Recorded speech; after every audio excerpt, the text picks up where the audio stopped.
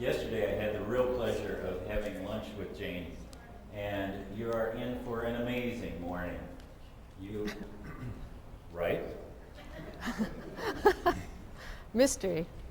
It's always amazing. In 1974, Jane had a near-death experience that overnight turned her into a healer. She said she got the gift, but not much direction. In the meantime, while she was figuring out how to make that happen, she became a PhD in public health and taught at the University of Oregon. Then becoming a psychic researcher with Russell Tartt. He asked her to do a healing for him, and it wound up being amazing. Well, it's a slippery slope. And then she went on to do 10 years worth of remote viewing research, and today she's going to talk about our evolution as a human species. So please welcome Jane Katra.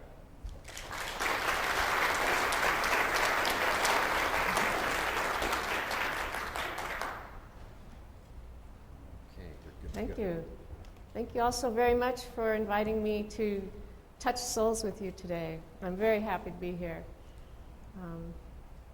There's a mystery that occurs in certain lifetimes, where people have a moment of realization that there's a more true life to be had, to be lived. And this has occurred to everybody here. It certainly doesn't occur to everybody, but I think that's what brings us together here. I had one of those moments of realization in 2002. For 3.5 months, I spent as many moments of the day being beside my partner's daughter. She was 40 years old. She was a very successful psychiatrist, in very high demand.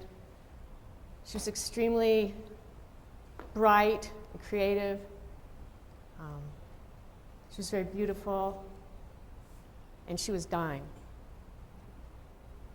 She was dying of a brain tumor, and on this particular day, she had been lying in coma for at least 4 days.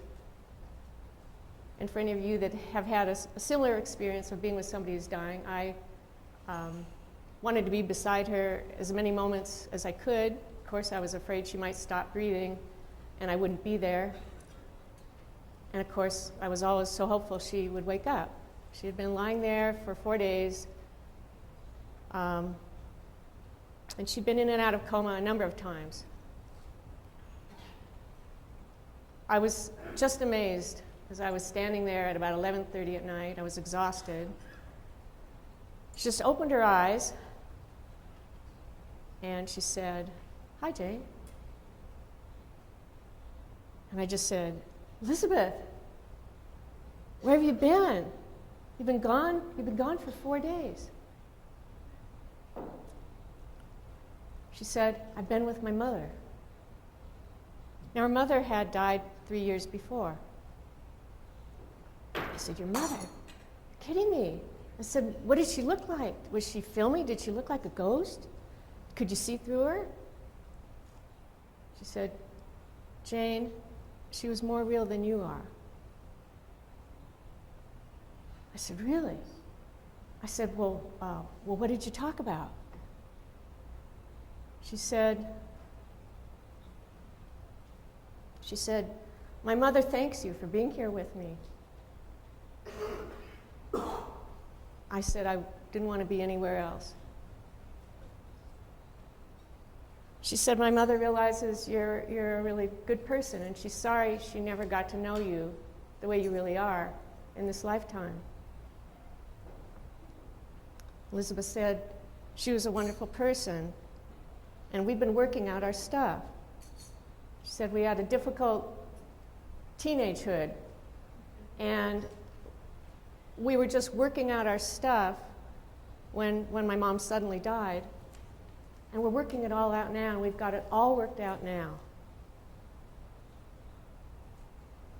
She said, "Jane, I wish you could have known my mother the way I knew her." I said, "I wished I could have too, Elizabeth." I said, and I wish you could know your father the way I know him. And what we talked about was how if there's a person who unconditionally loves you, or a person that you unconditionally love, wouldn't it be wonderful if everybody else who knew that person knew them as you did? Then the whole world would be filled with everybody unconditionally loving everybody. And I realized that's what near-death experiencers, the revelation that we have, that it's possible. Because what Elizabeth and I were talking about was we had conditioning. We had other people's jealousies, that we felt loyal to these other people. We had circumstances that we couldn't do anything about that blocked us from unconditionally loving each other. And when she got sick, everything changed. We had an opportunity for 3.5 months to realize our absolute unconditional love for each other. I had no idea that conversation, that was her last conversation with anybody. I had no idea that was going to be an introduction to our continuing conversation once she left her body behind. So one of the things I want to talk about today is after-death communications. I've talked to a number of people here who have had a loved one pass over, and they tell me that they still communicate. Part of my soul contract here is to normalize after-death communications. And I told one of my friends this about a year ago, and she just about fell off her chair laughing. She said, Jane, you can't normalize after-death communications. They're just weird, and they're always going to be weird. And I said, they're normal. They happen far more frequently than you hear about. They're healing. They're part of the design here of what we're doing here. We know that our bodies are designed to heal themselves. Our hearts are designed to heal themselves. And after-death communications are part of that healing.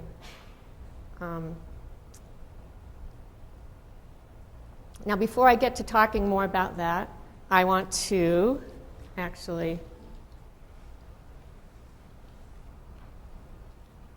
tell you that I'm talking about the amplitude of illumination, the emergence of the energy of higher consciousness. When I was at a small talk a few months ago where a number of people who'd had near-death experiences were attending it, I could see that their energy fields were expansive and powerful, but they were also very unorganized and chaotic.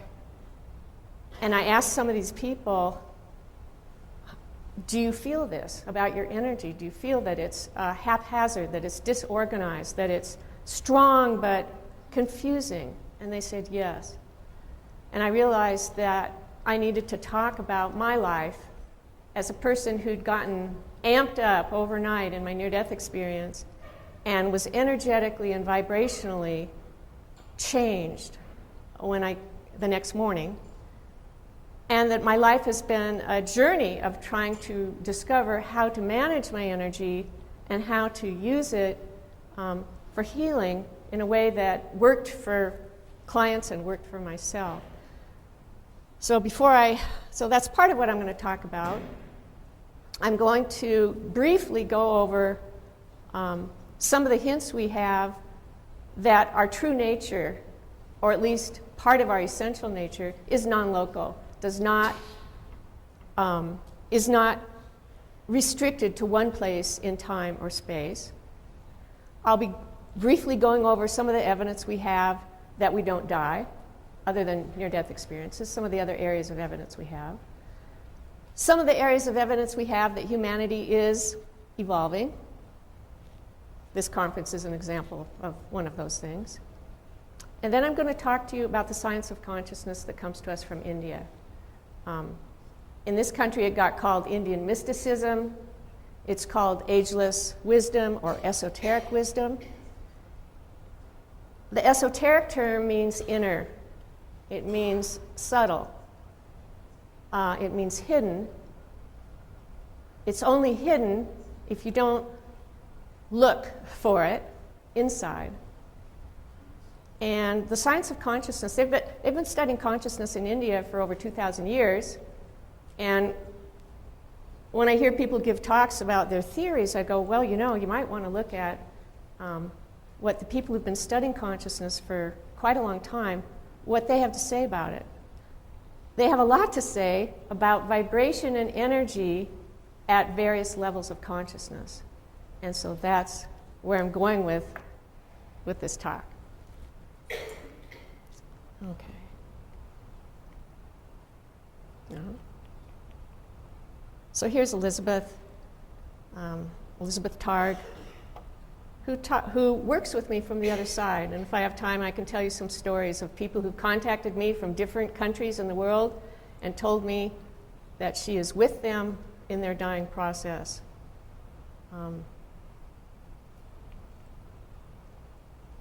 The basic premise of the science of consciousness says that the development of the human being is the passing from one state of consciousness to another, sequentially and in stages, through a series of shifting values: instinctual, emotional, intellectual, and conscious evolution. The intentional action for transformation from one level of consciousness to another.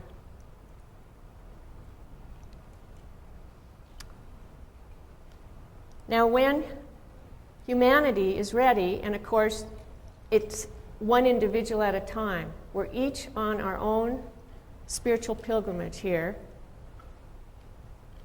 And when a person's ready, they're ready for the next stage of evolution beyond developing the thinking, analytical mind. And that stage is what I'm talking about. It's been called the unfoldment of the soul in form. And these are some of the qualities of that change, that evolution. We start to consciously develop our brain to become capable of illumination, what's called from the soul via the mind. You could say, soul is kind of a trigger word, so let's just say a higher vibration. A higher vibration. The idea that our nervous system is capable of being like a lightning rod, like a tuning fork, a receiver of vibrations of many different qualities and different frequencies, and that the human body, the human being, is actually a transistor. That who we are receivers of energy, and we radiate out much more power than we receive. In the science of consciousness, this is what makes a human divine. That we're able to do this consciously, whereas many of the animals do it unconsciously. Okay, as we become illuminated, as we learn how to raise our frequency, bring in higher frequencies of energy, what goes along with that is the development of intuition. In other words, we're all naturally psychic. It's waiting inside us to be revealed, to come out of us, to have the barriers to psychic perception be dissolved. The radius of a person's heart chakra field expands and increases in power. In India, this is called the Krishna Consciousness. They called it that 1,000 years at least before Jesus was born. New areas of knowledge called wisdom unfold. So, in my opinion, this is some description of the species of humanity that we're becoming. Humans have some of the same motivating instincts as many animals, and humans also have seeking behaviors that other animals don't exhibit. So in the science of consciousness, they talk about how we're part animal, we're part divine. Our job is to discover that and consciously cultivate the part of us that doesn't die, which is what divine means. Now, I thought I wanted to give something for everyone in this talk, and I thought, how can I talk about some of my favorite books? And I thought, if nothing else, I'd give you the picture of this darling dog. Temple Grandin is author of a number of books, and one of them is called Animals Make Us Human, and another is called, what's the other one about animals? Animals in Translation, thank you. Okay, so she talks about the seeking behavior that all animals have and that we share with animals, being that we're animals. And so she says, animals and humans share a primal urge to seek out what they need in life. And we share 4 primary social instincts with other animals: sexual attraction, separation distress, we're taken away from our mother too early, social attachment, the instinct to play roughhouse with our friends. I would say also in the esoteric wisdom tradition, it's talked about how we share with animals the desire to find our place in the herd, find our place in the crowd, our pecking order place, social status. Either marry for social status or establish it for ourselves. That's a natural instinct that we have. We share 4 primary emotions with other animals, according to Temple Grandin: rage, the prey-chase drive, fear, and curiosity, novelty seeking. The seeking for excitement and stimulation, curiosity, the seeking for something more. And she says that the reason that cocaine feels so good is that it's intensely stimulating to the seeking system of the brain, not the brain's pleasure sensor as it used to be thought. In other words, we're wired for seeking. We're wired for becoming better. Oh dear, I don't know what that is. Okay. I thought I'd share with you a picture of Pete the peacock, who adopted me. He was a wild peacock outside of Charlottesville, Virginia.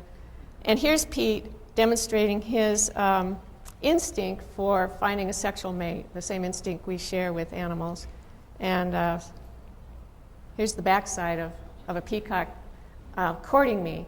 And what they do is they turn around and display all their feathers like this, and then he backs up into you, and he's shaking his feathers just like that. It's really quite an amazing experience. I thought I'd share that with you.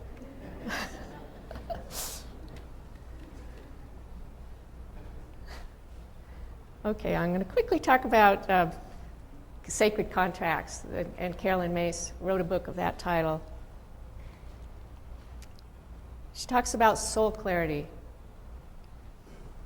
Soul clarity is the capacity to recognize that the events and the relationships of our physical world are simply here as props or part of our service to our soul contract. You see, I think people who have near-death experiences, I guess I should talk about myself. I realize now that I was being told what my soul contract was. Now, our egos are conditioned by our families and by the education of our families and by our own education. And our egos decide what we're going to do with our life. And in my case, I came from a science-minded family. We did no spirituality at all. We were scientists. And I had 4 brothers and a father, and we had really great minds. And we were expected, in my family, to for sure get a college education and be seen in the world as being intelligent. Nothing woo-woo, nothing spiritual. I want to just quickly share with you the stages of a sacred contract that Carolyn Mace talks about. A moment of connection occurs between you and the divine. This is obviously what happens to us in a near-death experience. So after this moment of clarity, we're supposed to apply our new wisdom to our life And this new wisdom always, in a soul contract, is categorized by the desire to help. We assume new roles in our life. And it used to be called a renaming, and that's why some people that you hear about go to India and come back with some Sanskrit name. It's to declare that they are living a soul life, not their ego life. At least that's their attempt. Assignments, recognizing situations that you encounter that require of you unaccustomed skill, courage, or wisdom, that require of us continual transitions, continual learning, continual rising above where we've been to express our better self. And then the fifth stage, surrender. Ongoing tests that present us the question, which world are you going to follow? Rules of the earth or soul rules, divine rules?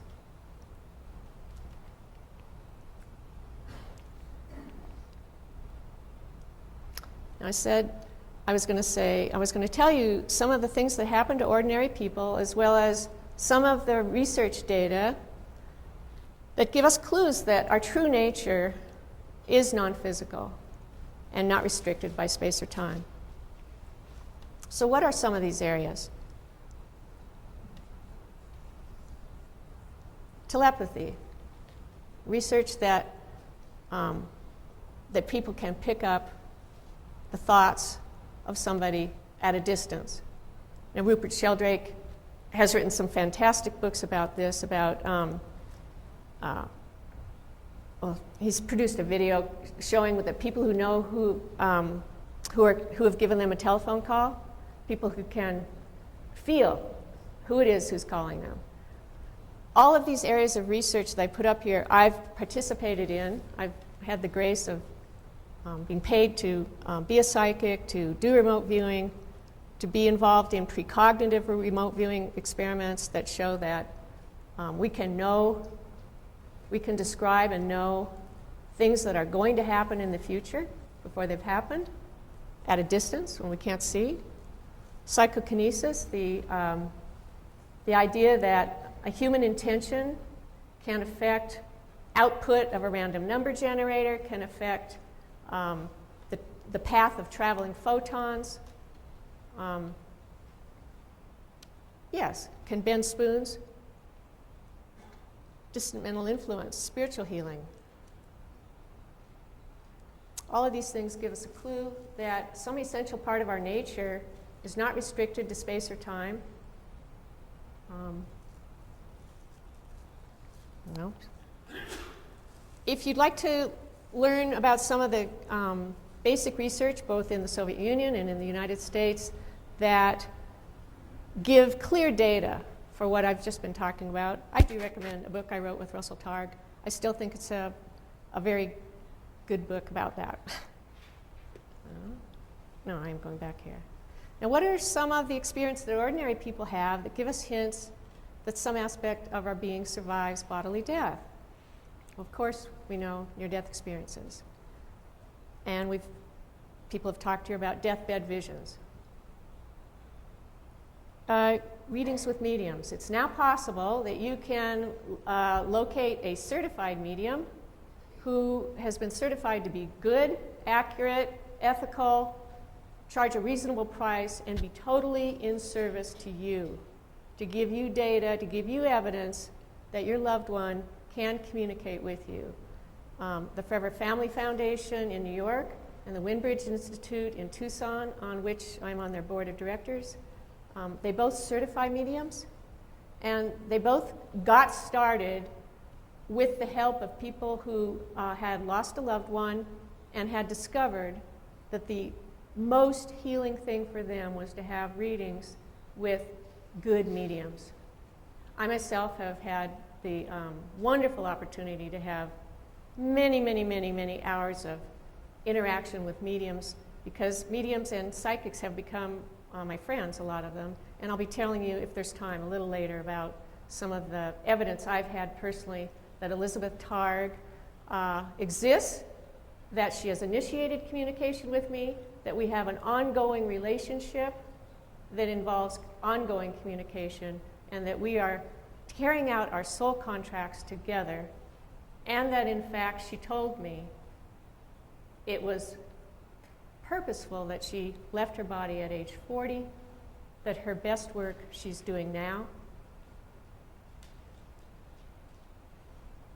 Amazing stuff. I want to talk in this talk a little bit about after-death communications because Elizabeth told me that she wanted me to be speaking up more with other parapsychologists. I joined the Parapsychology Association in 1975. Parapsychology means laboratory research into psychic phenomena.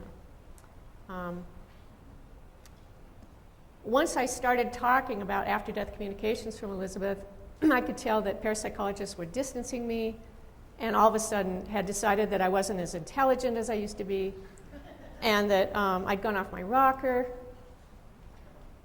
And so I quit talking to them about my work with Elizabeth, and it continues with sick people around the world, I'll say. But I quit talking about it, and Elizabeth contacted a woman in Norway that I had met at the Rhine Research Center a few years previously. And the woman contacted me by email. She said, maybe I'm out of order here, but she says, I actually think that the spirit of your unofficial stepdaughter is standing beside me and telling me that she has a message for you. And I said, I could believe that.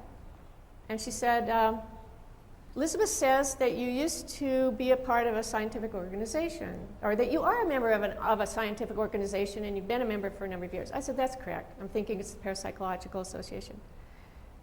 And she says, well, Elizabeth says you used to share with them. You used to tell them your point of view on things. And I said, that's correct. She says, but you don't do it anymore. Correct. Well, Elizabeth has appeared to me to tell you she wants you to start talking to them again. Not going to happen. I said, nope, not doing it. She said, Elizabeth is here, and she's adamant. She says, yes, I'm not going to do it. And so this lady in Norway said, well, what's going on? What organization is it? Why aren't you going to do it? And I told her. I said, it doesn't serve me. They don't like it. Just creates problems. I'm not going to tell them about these communications with Elizabeth. And she said, Elizabeth says your soul contract is, your role in this organization is to tell them these things. And she said, and she tells you, they'll never tell you that you affect them, that you affect their point of view. They'll never let you know, because you're supposed to do it anyway. So my talking to you about after-death communications is part of my soul contract. If you would like to have access to some books that I think are quite good about the evidence we have for survival of bodily death, this is a nice thick book. It's a labor of love by David Fontana, Is There an Afterlife? So this is a Bible of it. If you want a shorter book, Your Eternal Self by Craig Hogan is another very good book. So this is Steve Bauman, Dr. Steve Bauman. He left his body 14 months ago. He had been my partner and my colleague and my good friend.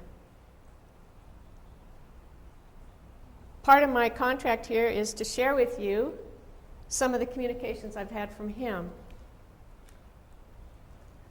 The most amazing one is messages left on my phone message recorder. Now, there have been books written in the 20th century. There have been a number of books written called Phone Calls from the Dead. Part of my job is to tell you I've had them. They're absolutely amazing. They're real. We don't understand it. But I won't go into some of the details of it, but I'll also say that a few hours after he left his body, I was not able to be with him when he left his body. His daughter called me and told me he had died. And while she was talking to me is when the phone message got recorded on the Quest Phone Company's message system that I pay for, to leave messages if I'm on the phone. So I was on the phone with Steve's daughter, Elena, and while she's telling me that he had left his body, he appeared in the room beside me as an energy field of the most highly vibrating, intense love that I'd ever experienced. And he began to channel through me for over an hour all the messages he wanted to give to his daughter that he didn't do because he died suddenly. He died of the same type of brain cancer Elizabeth Targ died of, glioblastoma.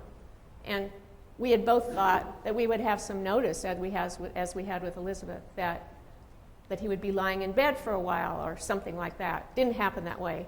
He worked 20 hours one day, didn't feel too well that night, got up in the morning and didn't feel too well, and basically quickly went unconscious and never regained consciousness, and it was like as fast as that. Pardon me? Oh, I can't hear you, but... Yes. So my talk here is in honor of Steve Bauman and also in honor of Elizabeth Targ. Now I'm going to start giving you some evidence for the idea that we are evolving and that we can, as humans, consciously participate in our own evolution. So this is another great book, Train Your Mind, Change Your Brain by Sharon Begley. And it's what it is a discussion with some of the world's greatest neuroscientists with the Dalai Lama, because the Dalai Lama is quite interested in this topic. In particular, he's interested in the violence that he sees in Americans particularly, and how does that happen? What can we do to change it? So one of the developments that's happened is the discovery with the use of functional MRI that in fact humans can change their brain structure. Our brain circuitry can be altered by our habitual thoughts and our experiences. Because our control of the outside world is very weak and temporary, the science of consciousness encourages us to do what we can, change what we can, and that is our own way of being. We now know we can actually change our brains.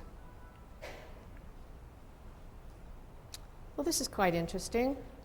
I don't know why the picture isn't showing up here. It always showed up on my computer before. But anyway, this is supposed to be a picture accompanying an article by my colleague at the University of Oregon, my colleague Michael Posner. Up until just recently, we did know that long-time meditators could change the amount of gray matter or white matter in their brain, and that long-time meditators could change and increase their neurotransmitter pathways in their brain. Now, we knew that this happened with long-time meditators. What's just been published is that people having 11 hours of meditation training can change their brains significantly. I don't know why the other picture didn't come out, but here is a picture showing that the fiber tracts that surround the anterior cingulate of the participant who had meditated for 11 hours, and a significant change was induced by the meditation training. So this gives us evidence that we are evolving, that we can participate in our own evolution.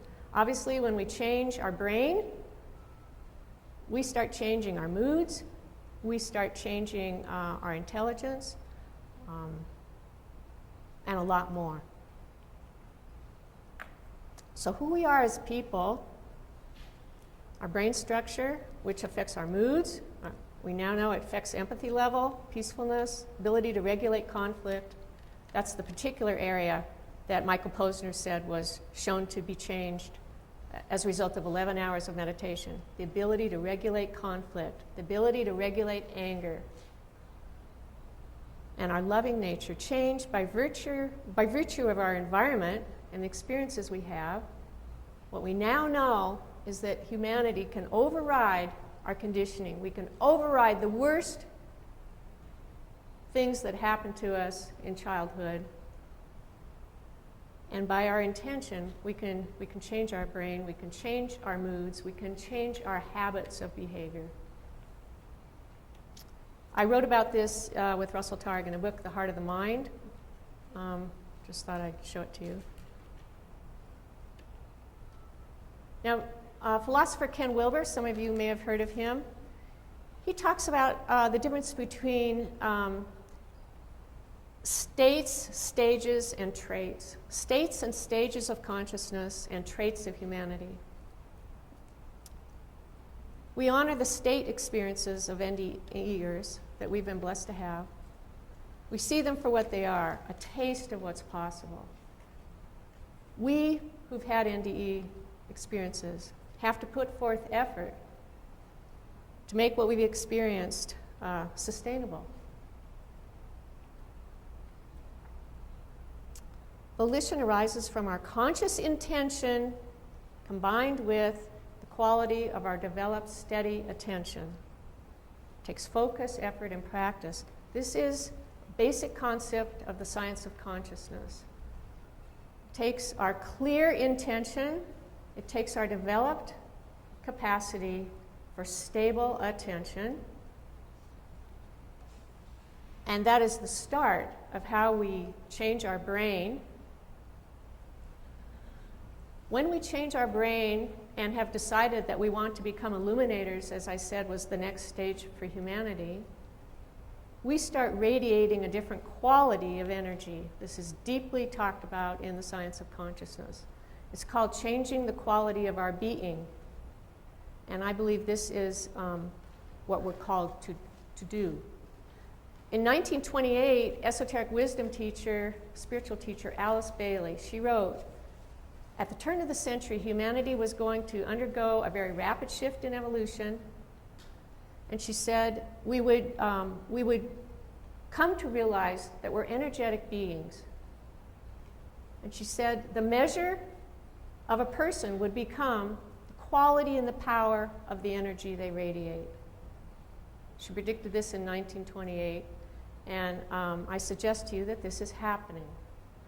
This group here, along with healers, along with autistic children and their parents, are all becoming sensitive to energy, and what the science of consciousness gives us is a way to learn how to manage energy for healing and to serve other people.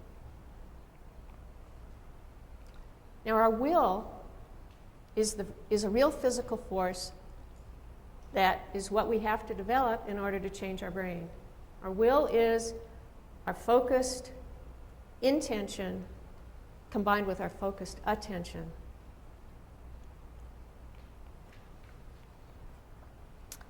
This is my particular teacher, Ramana Maharshi. He was not teaching any religion. I don't put up the dates of his birth and death because he clearly asserted he was never born and he never dies, and neither do any of us.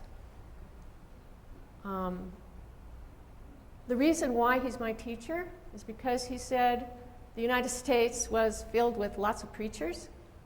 He said a real teacher teaches in silence. He taught in silence. He radiated such a powerful field of love that most people who came anywhere near him would be blown away by it. The force that we as humans radiate, that he radiated, he demonstrated the future of humanity. He knew exactly what his job was. He knew who he was. He said this is what he was demonstrating to humanity. It's a magnetic force that's attractive at the same time that it's expansive, radiates out from us, and dissolves anger and transforms people's moods and conflict. He demonstrated this, he did it, and he said, this is who we all are.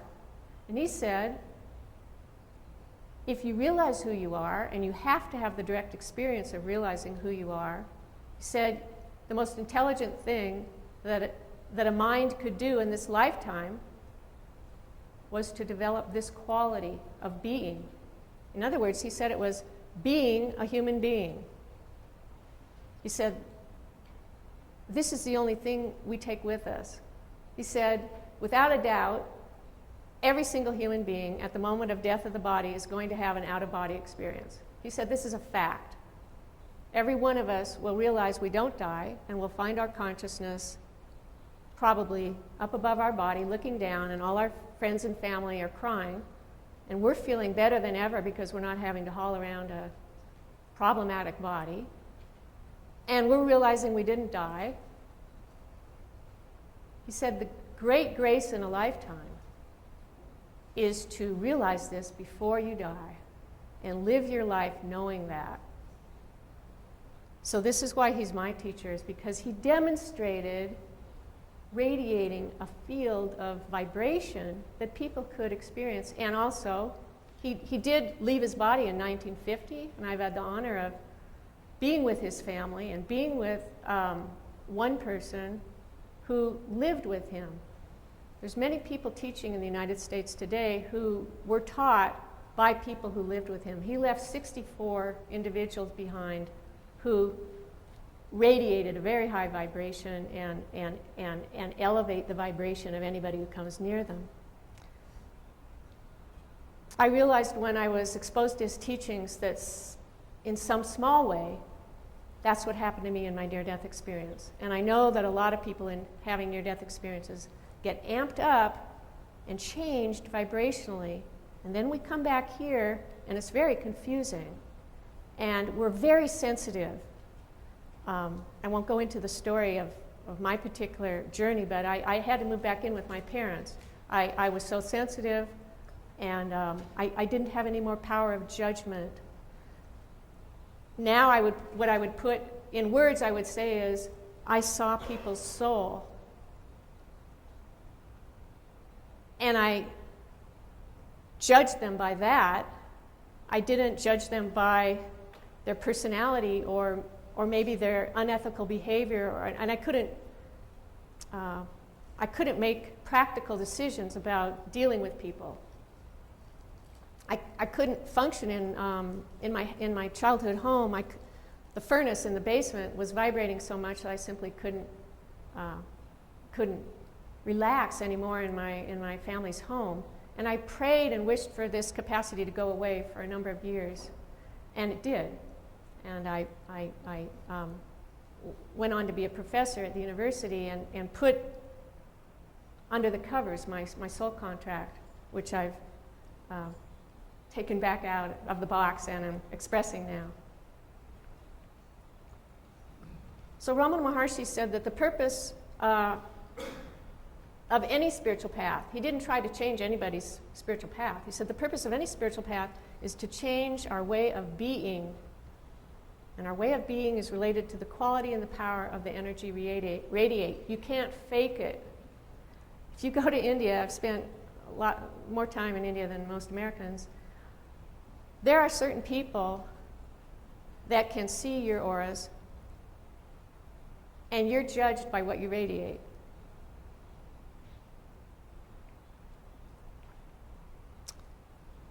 The Spiritual Roots of Yoga, The Royal Path to Freedom, written by my teacher, who I thank, Ravi Ravindra.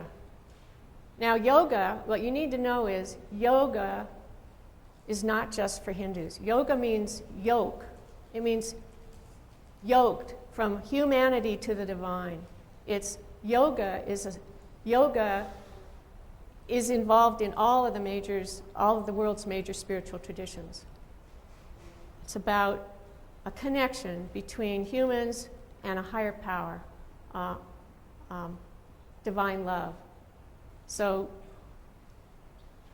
this is another great teacher. He's written a number of books. In the Science of Consciousness from India, one of the basic principles of it is that incarnation on earth in a body is purposeful.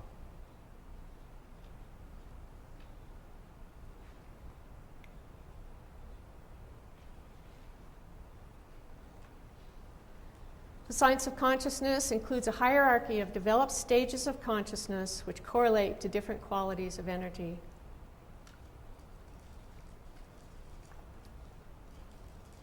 There's one energy which permeates the cosmos, visible and invisible, gross and subtle, at different levels of being and different levels of consciousness. Now, many near-death experiencers experience being energetically amped up, and this change in the power and vibratory rate of their radiant energy is actually an aspect of higher consciousness. We who've had near-death experiences were given the gift of being plunged into a higher state of consciousness. And then we come back here, and our challenge and our opportunity and our invitation is to do the work to stabilize the higher state of consciousness in our way of being. And it does change what we radiate.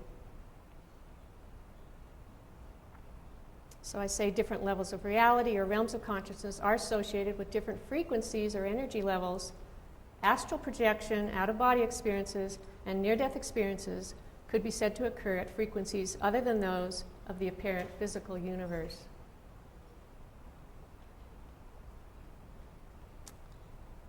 One of the basic principles of the science of consciousness is the higher energy needs to flow into properly prepared channels.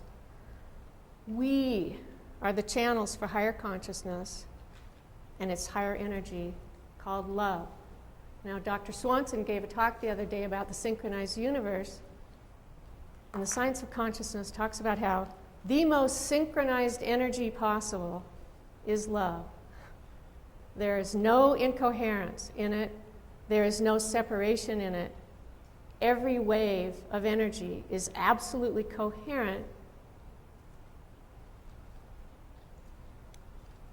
And what happens is that where a human being who might envision him or herself as a separate entity, when we fall in love, we join. And the wishes of our loved one become our wishes. We become one. That's love. Love is no separation. In the science of consciousness, love is divine consciousness. It's the one consciousness that expresses itself at different stages and levels of consciousness throughout the cosmos. We're at one of the lower stages where we think that we're bodies. Near-death experiencers have experienced that we're in fact consciousness. We're not stuck in our bodies at all. Who we are is called souls, or clumps of consciousness that came into a body for a purpose, and the purpose is to evolve as consciousness. Ramana Maharshi was clear. He said the one major reason you came into a body was to evolve as a clump of consciousness. He didn't call it a clump. Of course, we're not clumps, but soul is just a trigger word, and I don't like to use it. He said, if you're intelligent, you'll realize this, and you'll direct your intention in this lifetime to evolving that which is the only thing you take with you when you leave the body behind. So, I'll leave it at that.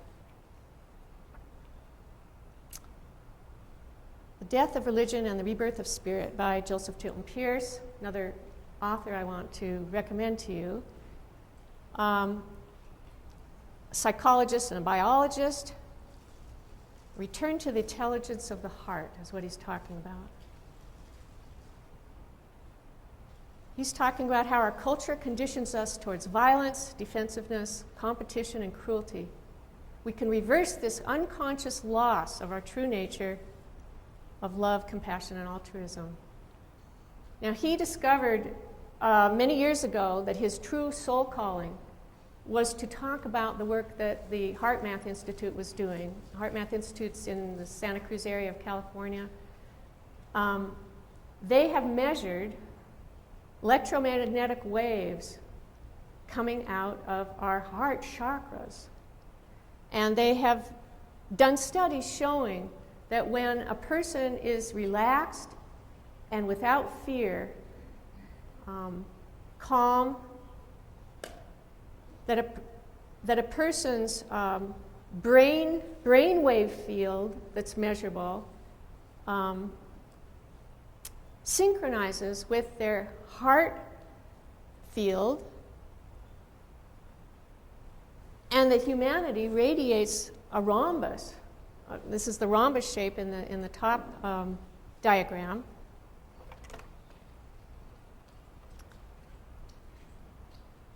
A torus arising from our heart, forming a dipole that centers from the pelvic floor to the top of the skull and then extends out in 3 distinct fields, likely the physical, emotional, and universal aspects of our heart torus. The bottom figures an actual electromagnetic image of the torus from a living human heart on its first phase of formation immediately around the heart. So this is more evidence that that maybe what the science of consciousness is talking about has some validity. I don't have much time, but Joseph Chilton Piers shows how connections from the brain, connecting our heart. Ramana Maharshi taught that our job here is to basically synchronize our head and our heart. 10? Okay. So brain studies show that our brain circuitry and its function can be altered by our experience, and that we can consciously override our conditioning, and that states of compassion are changeable, trainable mental skills. We're no longer victims of our childhood. NDEers have been initiated into a higher level of consciousness. We're called to develop our illumined glimpses of expanded awareness into evolved traits of compassion and radiant healing energy of the new human species. You asked me if I thought your visions were true. I would say that they were if they make you become more human, more kind to every creature and plant that you know. It's by the Sufi poet Hafiz.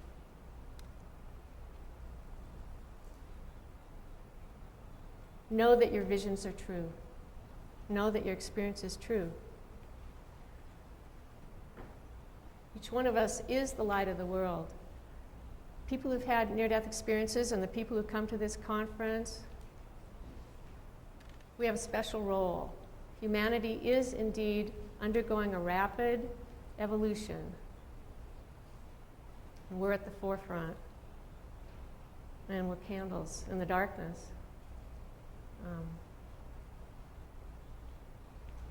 Thanks for letting me touch souls with you.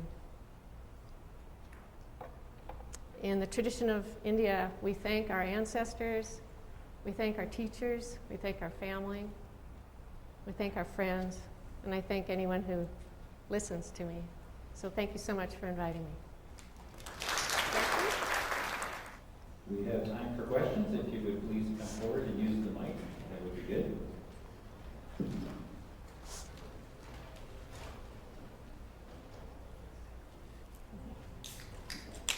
Hi, Jane. I'm Linda. Hi, Linda. I'm just lucky I'm closest to the mic. At the very beginning, you mentioned that there's a program for mediums to be certified.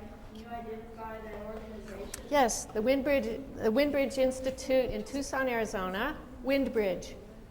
And also the Forever Family Foundation, based in New York. There are 2 conferences coming up in the coming 12 months, conferences devoted to after-death communications. One is happening, I think, in October in Florida, the Forever Family Foundation. If you Google that, you'll find out about their conference. There will be many certified mediums at that conference, and Julie Beischel, who took over Gary Schwartz's work in certifying mediums in Tucson, she will be there talking about her research. There is another conference in April that will be in Albuquerque. That's put on by a woman named Terry Daniel.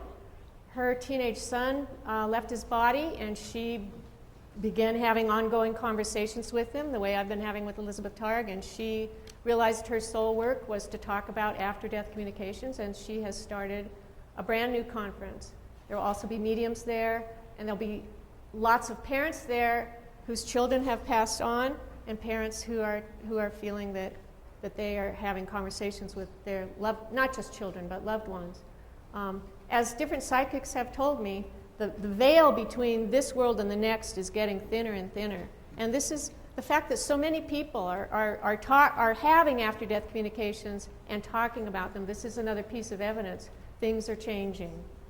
Okay? Is there a specific way to identify our soul contract? To find out what the requirements thereof are? I'll let you talk to this gentleman after my talk because he's nodding his head. No, I thought you knew. Okay. Your soul contract is when you realize, talents that you are given where you're doing some activity that other people think is work, and to you it comes easily. It can be something that you didn't think you were gonna do. It wasn't something usually that your ego chose. It wasn't something that you went and got training for or got your PhD in my case. It's a good question. Read Carolyn Mace's book, Soul Contracts. Say again? Carolyn Mace's book, it's called Soul Contracts. I will go ahead here and call up the cover. Can I also say that there are psychics who can work in the Akashic record that can help people Good idea. get on A good psychic can help you. A good psychic can help you. This book can help you. Okay? Now, the books that you have put on the screen, are they for sale in the bookstore? No, I'm sorry. I tried, but it didn't happen. No, you'll have to get them on Amazon. Thank you. You can buy my books from me or Amazon.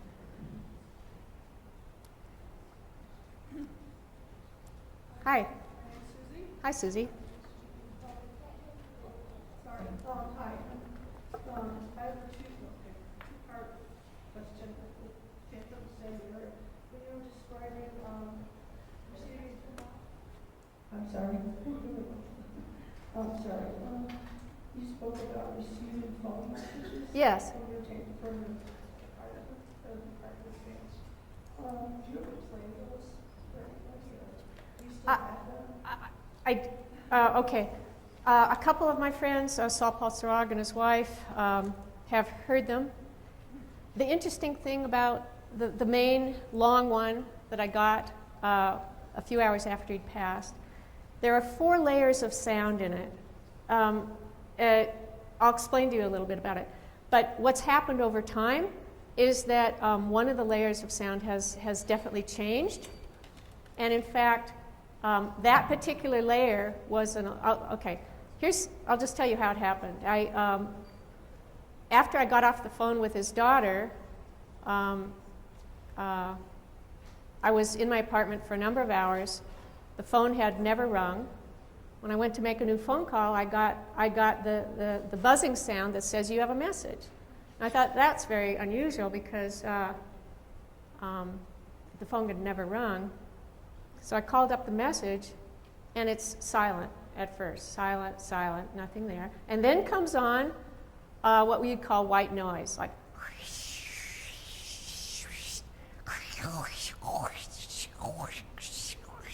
on and on like that. And I thought, somebody's waiting to give me a message, and the wind is blowing in their cell phone. Okay, the message is going. Start giving the message. It just goes on and on with that noise. And then I realized, oh my gosh, could this be? Now Steve was a bioengineer. He was totally into this. I just said, oh my gosh, could this be? So then starts coming in the voice of a young woman, not a professional singer, but a voice of a young woman singing, sing a song, sing it loud, sing it long, and then do do do do do do do do do in a very unprofessional way. I've got now 2 layers of sound, the white noise and this other singing coming and going, and I'm thinking to myself, somebody I know is out walking in the park, singing to themselves, waiting for the phone message machine to come on, and the wind is blowing into their cell phone. And so I keep waiting for the message. Then I started getting Hi. Hi. Hi. Hi. So then I have 3 layers of sound at the same time. Those highs going from high to low, sounding a little bit like Steve's voice, but mostly electronic and weird. And then comes on the 4th layer of sound, which sounded like electronic seagull noises, like, like that. I later read in one of the Butler's books about instrumental transcommunication that these sort of electronic seagull sounds are common. I had no idea. I thought because Steve and I had taken so many trips, our favorite thing to do was in Hawaii to snorkel with the fish, but we loved to swim. We went many, many places where there were seagulls, and I thought it was his way of giving me seagull sounds. But in any case, what's changed over time are all the highs. They used to go on, and now there's just a few of them on there. And that to me is wonderful and perfect. Shows that one aspect of the message was changed while the others weren't. What was I also going to say? No, I'll just leave it at that. So there are various books that you can access on the internet that are out of print now, but you can read them on the internet. Scott Rogo wrote one called Phone Calls from the Dead. And Raymond Bayless wrote another one with a friend of mine whose name I can't remember. And one of the chapters is Phone Calls from the Dead. So would you mind telling us the messages that were channeled through for your partner's work? Could you share those with us? Messages that she gave to me, I have over 38 of them. I'll tell you, I don't know how much time I have, but I'm happy. I love to talk about them. Okay, I have 5 minutes. I'll tell you one of the most profound, and then if I had time, I'll tell you one where she demonstrated a skill. What parapsychologists love, and what her father always said, was he would want to have demonstrated a skill that nobody learned here. And that would demonstrate that it's not ESP of somebody who is alive. Because how can you do by ESP, how can you transmit the skill of playing the piano or by ESP? Or how can you transmit the skill of talking a foreign language? Elizabeth did that. I want to tell both stories, so I hope I have time. The first story, I was staying with friends, and they allowed me to use their computer just in the morning, because they were a married couple. They used their computer for work. I got an email one day. On my email, it was from a young woman named Devra, writing me from Switzerland, saying, I read about you in a book written by Russell Targ, Limitless Mind, and she says, do you do spiritual healing over the phone? And I emailed her back and said yes. And I said, I got the impression that she was casually wondering if it worked over the phone, that she was a casual person. And I said, yeah, it works over the phone. And she says, oh, well, would you try it on me, emailing? And I said, sure. I said, what's your problem? She says, well, I have asthma. I said, sure. We made up an appointment the next morning. She calls me, 9-hour time difference, calls me at 9 in the morning my time.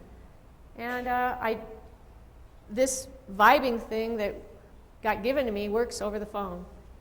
And I did it with her, and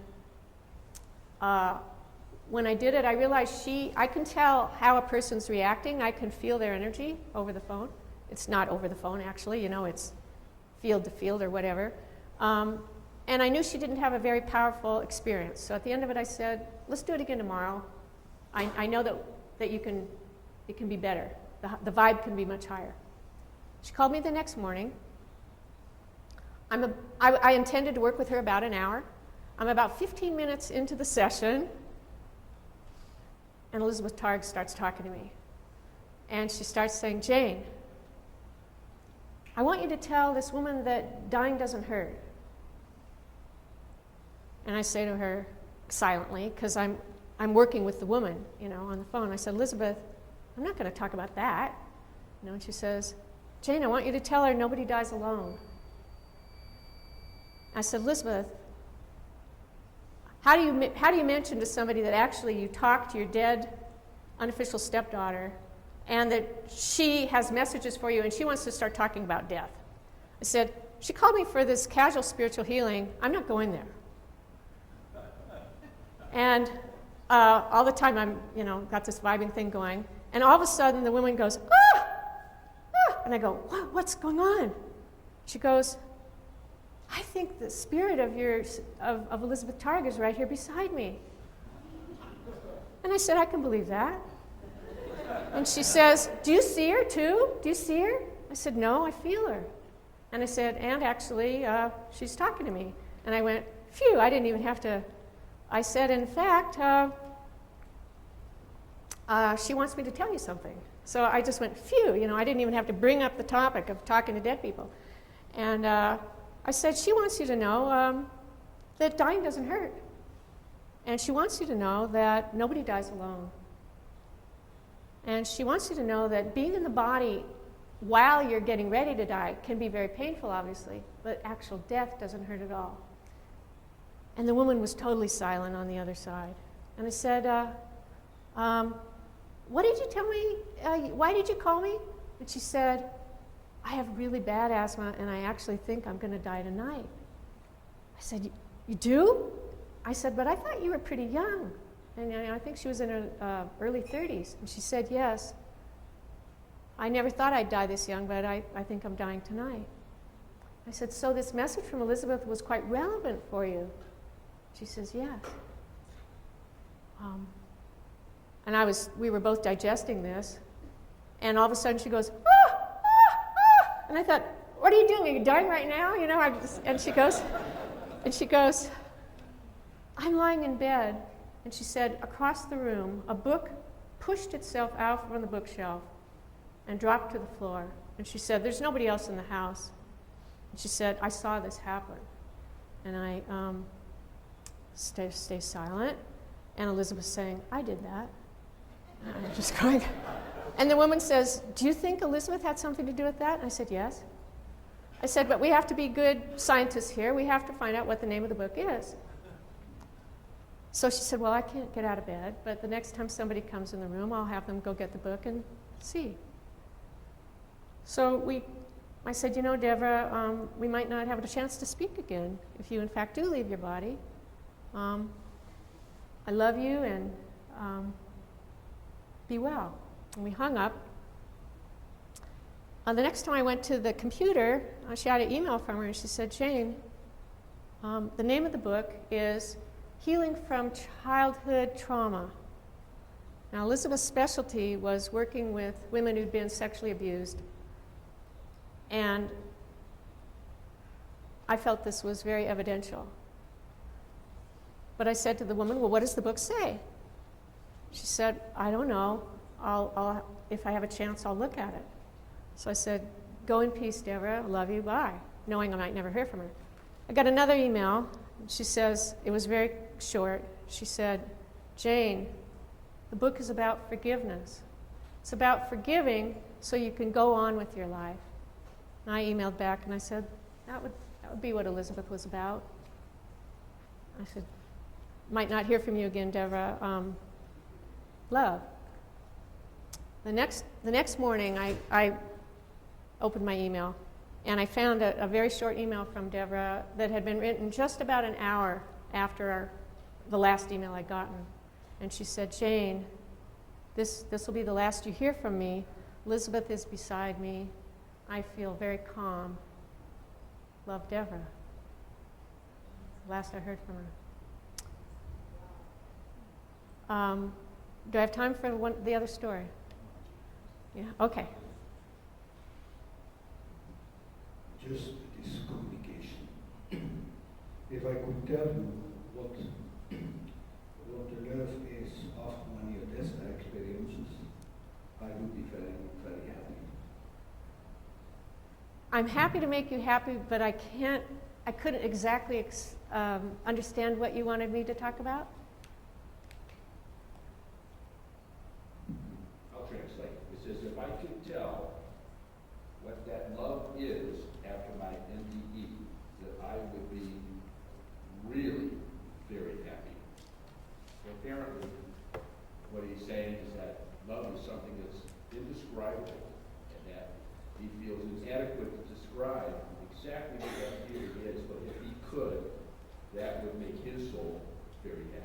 If he could describe it. If he could actually relay that to other people, not just say it. but You have radiate them it. understand what that is. You radiate it silently.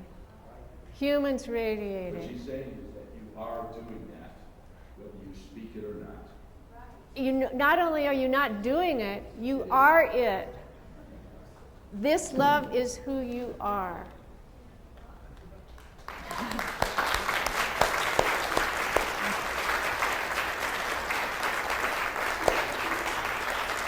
Thank you so much.